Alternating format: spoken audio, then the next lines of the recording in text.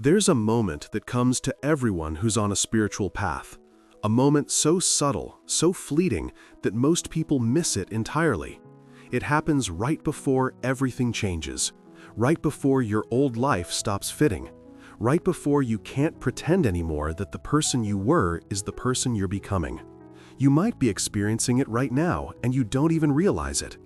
It's that strange feeling of standing at the edge of something vast and unknown.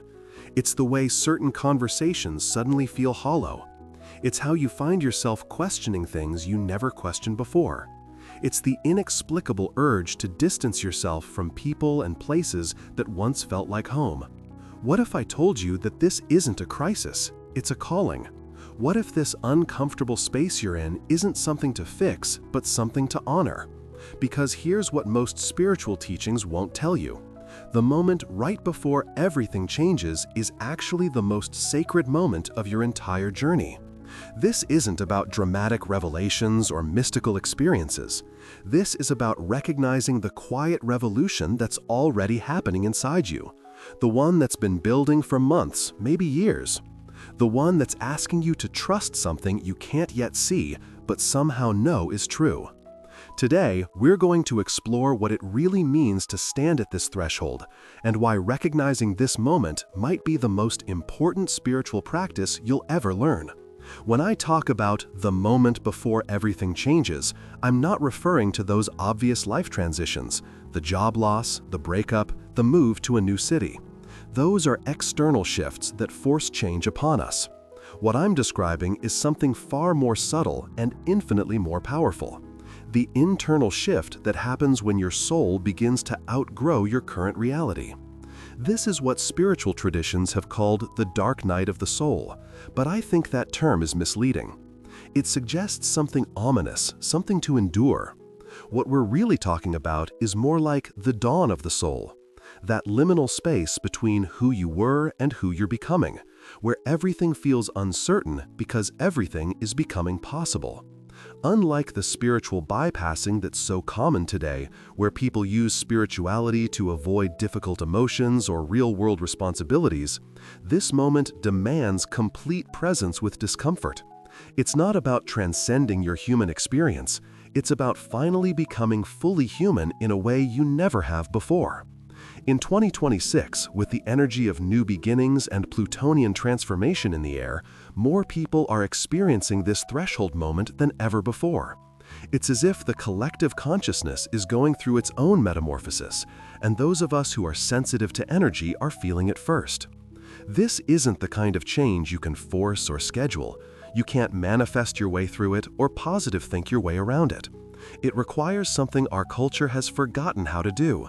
The art of sacred waiting, of being present with the unknown, of trusting the process even when you can't see the outcome.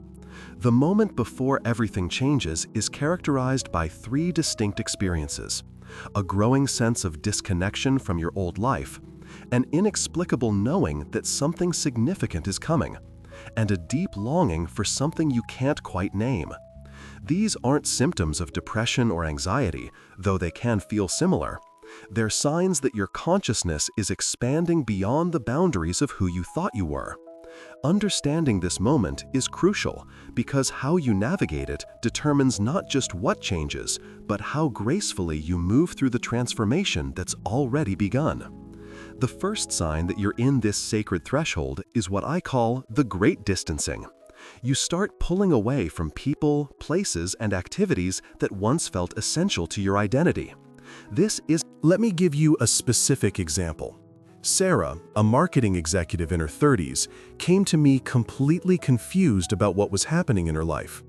"I used to love going out with my work friends," she said. "We'd grab drinks after difficult days, complain about our bosses, plan weekend trips. But lately, sitting in those conversations feels like wearing clothes that don't fit anymore.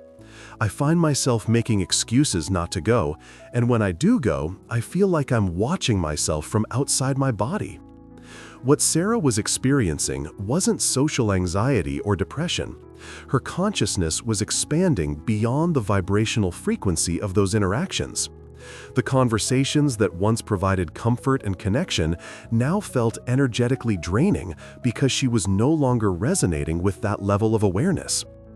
This is like a butterfly still trying to fit into its chrysalis. The form that once provided safety and identity now feels restrictive and artificial. But here's what's crucial to understand. This distancing isn't about judgment. It's not that these people or activities are wrong or lower vibrational. They simply no longer match the frequency you're becoming. This is like a butterfly still trying to fit into its chrysalis. The form that once provided safety and identity now feels restrictive and artificial. But here's what's crucial to understand. This distancing isn't about judgment. It's not that these people or activities are wrong or lower vibrational. They simply no longer match the frequency you're becoming. The challenge is that this process often happens before you have clarity about what you're moving toward. You know what doesn't fit anymore, but you don't yet know what will fit. This creates a profound sense of loneliness. Not just the loneliness of being physically alone, but the existential loneliness of being between worlds. In our hyper-connected culture, this natural distancing can feel like failure. We're told that healthy people maintain consistent relationships, that pulling away is antisocial or selfish. But spiritual growth often requires periods of withdrawal, of going inward to discover what's emerging. Indigenous cultures understood this and created rituals around these threshold times. We've lost those containers, so we pathologize what should be honored. The key is learning to trust this process without making it mean something's wrong with you. When you feel the urge to distance yourself from certain people or situations, instead of forcing yourself to maintain those connections out of obligation, ask yourself, what is my energy telling me right now? What does my soul need in order to grow? Sometimes the most loving thing you can do, for yourself and others, is to honor this natural distancing. It doesn't mean these relationships are over forever. It means you're creating space for something new to emerge, both in yourself and in how you relate to others. This distancing is your soul's way of protecting the delicate process of transformation that's happening within you. The second sign of standing at this threshold is what I call the knowing without knowing. You develop an unshakable sense that something significant is about to shift in your life, but you have no logical reason for this feeling. It's not based on external circumstances or rational analysis. It's a deep cellular knowing that change is coming. This knowing often manifests as a strange restlessness, like you're waiting for something but you don't know what.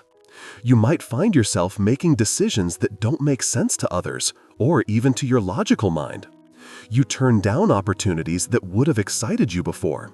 You feel drawn to new experiences without understanding why. You start preparing for something you can't name.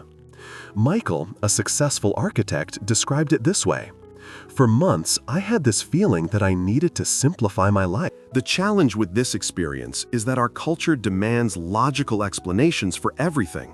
When you can't articulate why you know something is coming, people assume you're being dramatic or delusional. You might even start doubting yourself, trying to talk yourself out of this knowing because it doesn't fit the rational framework you've been taught to trust. But here's what I've learned from working with hundreds of people going through spiritual transitions. This inexplicable knowing is one of the most reliable guidance systems you have. It's your consciousness operating from a level of awareness that transcends linear time and logical causation. The practice is learning to trust this knowing without needing to understand it. To make space for the possibility that you're being guided by intelligence that operates beyond your rational mind. This doesn't mean abandoning discernment or making reckless decisions. It means expanding your definition of intelligence to include the wisdom of your soul. When you feel this knowing arising, instead of dismissing it or demanding explanations, try asking, how can I honor this guidance? What small steps can I take to align with what I'm sensing? Often, the knowing doesn't require dramatic action, just a willingness to stay open and responsive to what's emerging. This knowing is your soul's way of preparing you for the transformation that's already in motion. The third sign of this sacred threshold is perhaps the most difficult to navigate, a deep longing for something you cannot name.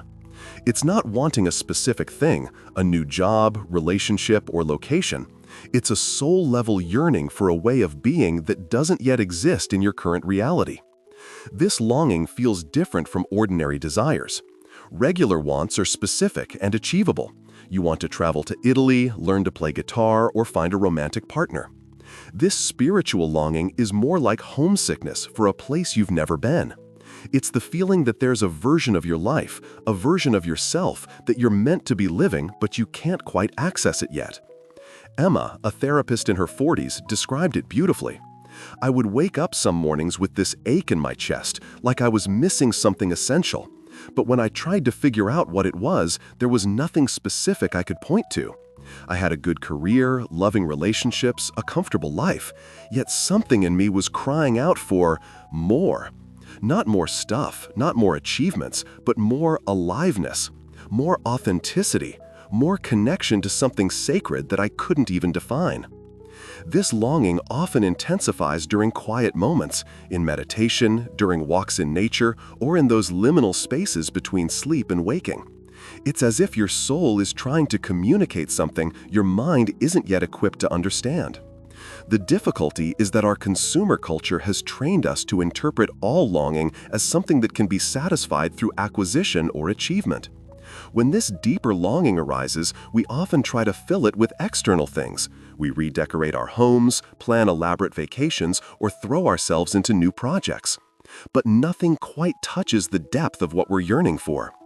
This is because what you're longing for isn't something you can get, it's something you're becoming. You're homesick for the version of yourself that exists on the other side of this transformation. You're yearning for a way of living that's more aligned with your soul's purpose, more authentic to who you really are beneath all the conditioning and expectations. The spiritual practice here is learning to be present with longing without immediately trying to satisfy it, to let it inform you without letting it drive you to desperate action. This longing is not a problem to solve, it's a compass pointing toward your true north.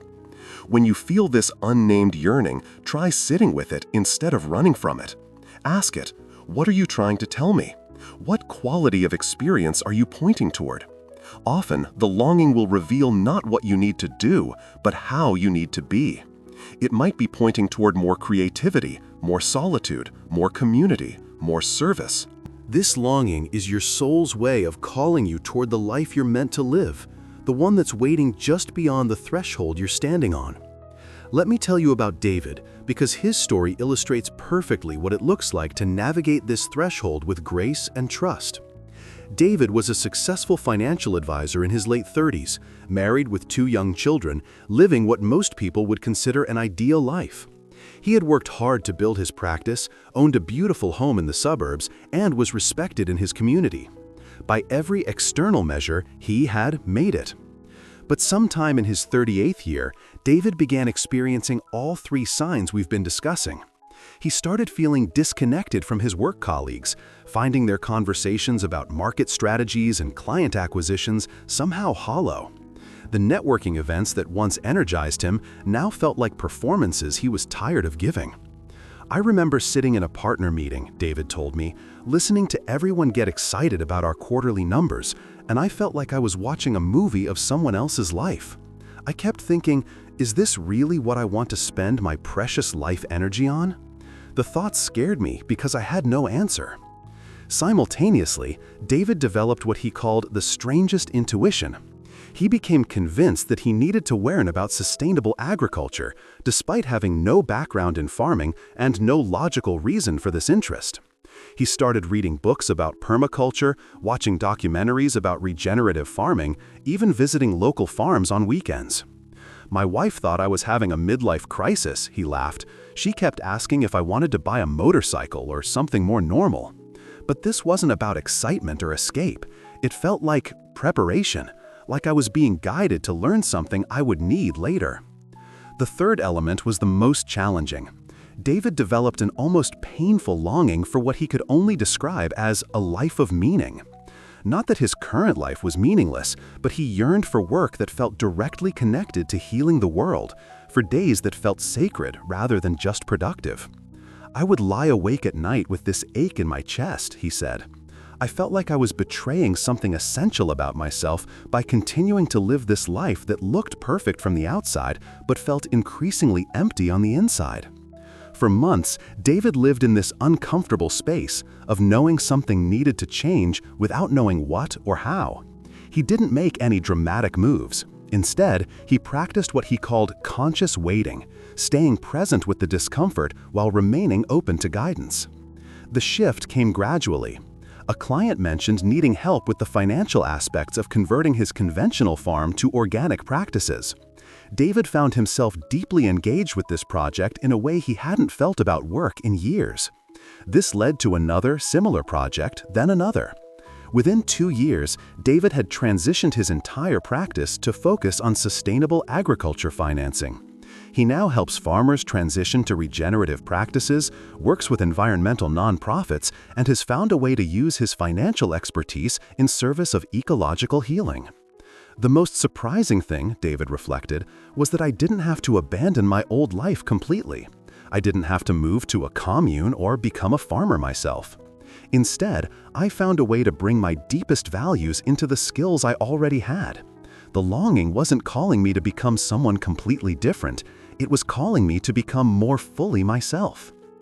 David's story illustrates something crucial about navigating this threshold. The goal isn't to escape your current life, but to transform it from the inside out. The distancing, the knowing, and the longing aren't signs that you need to blow everything up. They're signs that you're ready to align your external life with your internal truth. The key is trusting the process, even when you can't see the destination. David spent months feeling lost and confused, but he stayed present with the discomfort instead of rushing into premature action. He honored the guidance he was receiving, even when it didn't make logical sense. Most importantly, he learned that transformation doesn't always look like revolution. Sometimes it looks like evolution, a gradual reshaping of your existing life to better reflect who you're becoming. So how do you actually navigate this threshold when you find yourself standing on it? The path forward requires both patience and action, both surrender and agency. It's about learning to dance with uncertainty while taking concrete steps toward alignment. First, create sacred space for the unknown. Our culture's obsession with productivity and goal setting can make this threshold feel like failure because you're not moving towards something specific. Instead of fighting this uncertainty, create rituals that honor it. Set aside time each week for what I call threshold meditation. Sitting quietly without agenda, simply being present with whatever is arising. This isn't about getting answers, it's about developing comfort with not knowing. Keep a threshold journal where you record the subtle shifts you're experiencing. Notice what drains your energy and what enlivens it. Track the synchronicities and unexpected opportunities that arise. Often, the guidance you're receiving is more subtle than you realize, and writing helps you recognize patterns. Second, practice micro-alignments. While you're waiting for clarity about major life changes, make small adjustments that honor what you're sensing. If certain social situations feel draining, gracefully limit your participation. If you feel drawn to learn something new, follow that curiosity, even if it seems irrelevant to your current life. If you're longing for more creativity, build small creative practices into your routine. These micro-alignments serve two purposes. They honor the guidance you're receiving, and they gradually shift your energy field to attract experiences that match your emerging frequency. You're essentially training yourself to recognize and respond to soul guidance in low-stakes situations, preparing for when bigger decisions arise. Third, find your threshold community. One of the most challenging aspects of this process is the isolation. Most people around you won't understand what you're going through because they're not in this space themselves. Seek out others who are also navigating spiritual transitions, whether through online communities, spiritual direction, or local groups focused on conscious living. Having witnesses to your process who understand the territory makes an enormous difference. They can reflect back to you that what you're experiencing is normal and sacred, not pathological or self-indulgent. Finally, trust the timing. The moment before everything changes has its own rhythm that can't be rushed. Your job isn't to force the transformation, but to stay present and responsive to what's emerging. Sometimes this means taking bold action. Sometimes it means practicing patience. Learning to distinguish between the two is perhaps the most important skill you can develop. Remember, you're not broken, lost, or behind schedule. You're exactly where you need to be in your soul's evolution. The discomfort you're feeling isn't a sign that something's wrong, it's a sign that something's becoming right. And that, my friends, is perhaps the most profound spiritual truth of our time. The moment before everything changes is not a crisis to be solved, but a sacred passage to be honored. In a world that demands constant certainty and immediate answers, learning to trust the wisdom of not knowing becomes a radical act of faith. What we've explored today, the natural distancing, the inexplicable knowing, the unnamed longing, these aren't symptoms of spiritual confusion. They're signs of spiritual maturity. They indicate that your consciousness is expanding beyond the boundaries of who you thought you were, preparing you for a way of living that's more authentic, more aligned, more alive. In 2026, as we navigate this unprecedented time of collective transformation, more and more people are finding themselves at this threshold. The old ways of being human are no longer sufficient for the challenges and opportunities we face. We're being called to evolve not just in The next time you feel that uncomfortable sense of standing between worlds, remember, you're not lost. You're not behind. You're not doing anything wrong. You're participating in the most sacred work there is, the conscious evolution of human consciousness. Your willingness to stay present with uncertainty, to honor the guidance you're receiving, to trust the process even when you can't see the outcome, this is how transformation happens. Not through dramatic revelations or mystical experiences, but through the quiet courage to keep showing up for your own becoming. The moment before everything changes is happening right now, not as something to get through, but as something to savor.